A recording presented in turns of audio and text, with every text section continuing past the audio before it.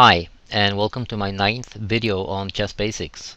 In our previous videos we have covered how all the chess pieces move and check and checkmate. We still have a few chess moves that we need to know before we can play. And today we are going to cover how to castle your king. Usually this is a simple move, but a lot of beginners and novices don't really know all the rules about castling, because some situations seldom arises. Anyway, let's start. I have taken some of the pieces off the board so we can focus on the important pieces involved in castling. Now, castling is a special type of chess move, because when you castle, you simultaneously move your king and one of your rooks, and the king moves 2 squares towards the rook, and the rook moves to the square at the other side of the king.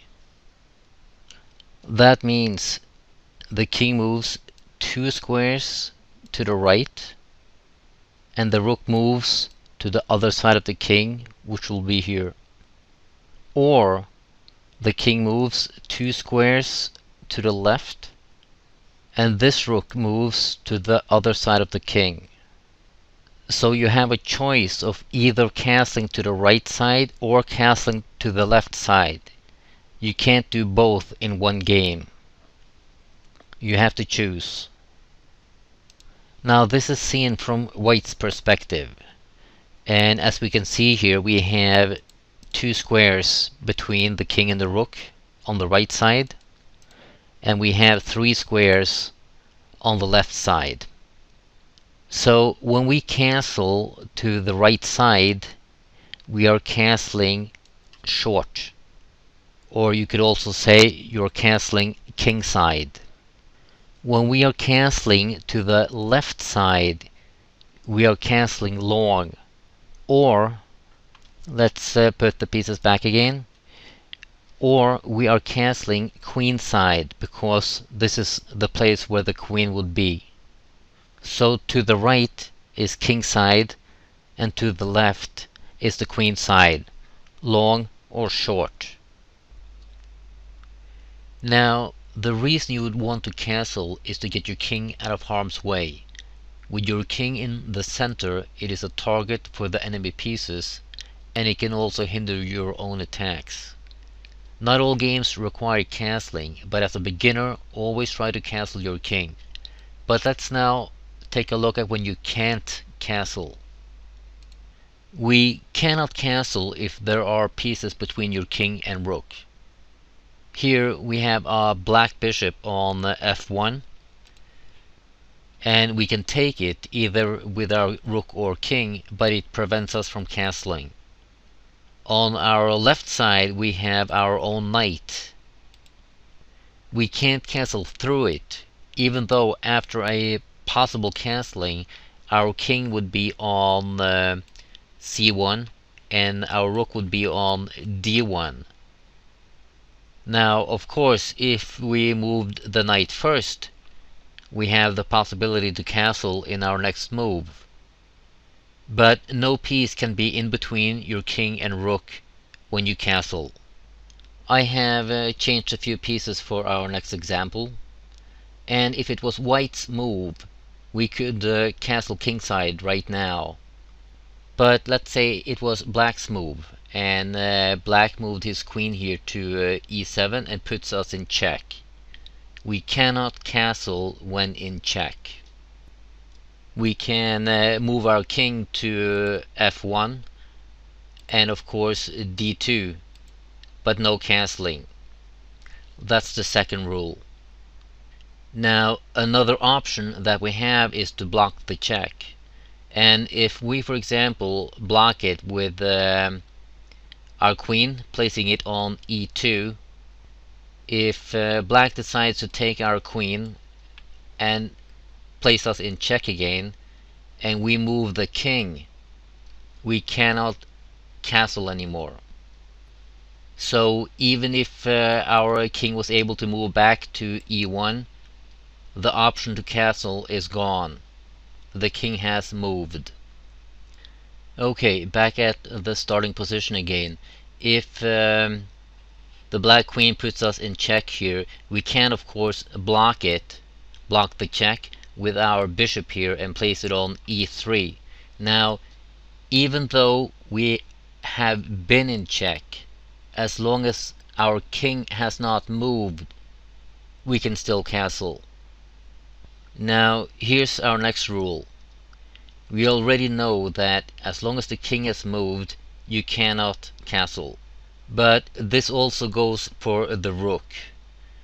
Now, in this example, if black here decides to take our bishop on c1, and we take it back with our rook here on a1, this rook has now moved.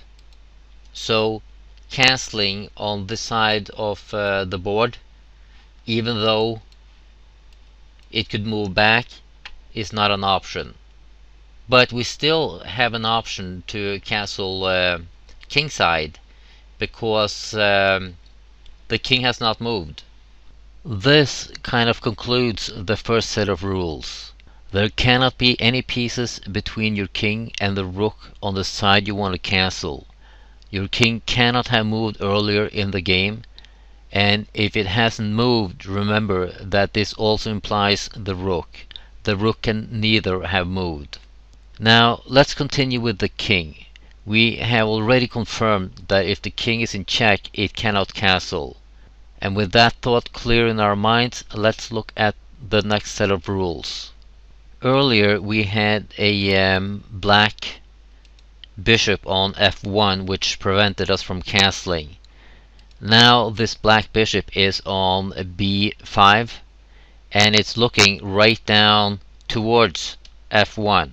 And in this situation, we still cannot castle on the king's side. And the reason is the king would have to move through a check, and that is illegal. So our options is we can castle on the queen side, or we could block the bishop on b5, and that could actually help us, because black would be forced to take the knight in case, and we would take it back with our pawn, and now there is nothing prohibiting our castling. Here we have substituted the bishop that was on b5 and replaced it with a rook which is on g6. And this rook here is bearing straight down on g1, which is the place the king would end up if it castled kingside. And if we had castled now, we would be castling right into a check, and that is also illegal. And just as a curiosity, we can of course castle queenside. We have once again changed the pieces a little bit around the board, and this brings us to our last set of rules. Now, the king cannot castle when in check, or when it passes through a check, or when it ends up in a position where it will be in check, as we just saw. But there are other rules for the rook. Now, our rook on h1 has not moved, and even though our rook can be taken by black's rook here on h6, it's not any kind of check. That only happens with the king. So here we can castle without any problems. Here's our last example, and most beginners and novices, and also a lot of better players, don't know this theory about castling. Now, the black queen can take this rook on a1. It also covers the b1 square, and not only does it cover the b1 square, the rook here is pointing straight down also at the b1 square.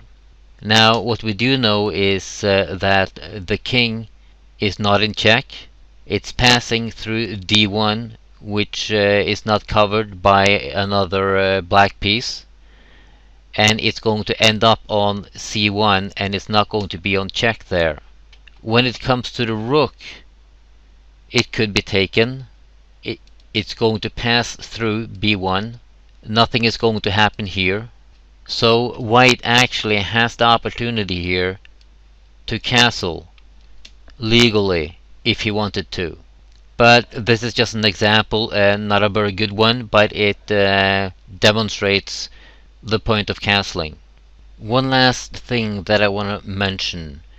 Even if we castle kingside, black still has the option to castle on the king side or the queen side. He doesn't have to castle on the same side you do. Some people feel much more at ease castling king side in this position, and if you knew your enemy, what you could actually do here is castle king side, which prevents black from castling queen side, because he would have to go through a check. And as a novice or a beginner, I would actually advise you to castle kingside. And as a beginner or novice, I would advise you to castle kingside until you get familiar with it, because the defense of having your king on the king side is sometimes easier. For those of you who are playing tournament games against other people, remember, even though the king and the rook move simultaneously, when playing in a tournament, always move the king first, and then the rook comes afterwards. If you touch the rook first, trying to castle, your opponent can say that is an illegal move, because what you're actually doing is just moving your rook, even though you had other intentions. And that will force you to move the rook and not castle, and you lose out on a move. And that's it for this video. Next time we'll take a look at stalemates and how not to put your opponent in a stalemate. Until next time.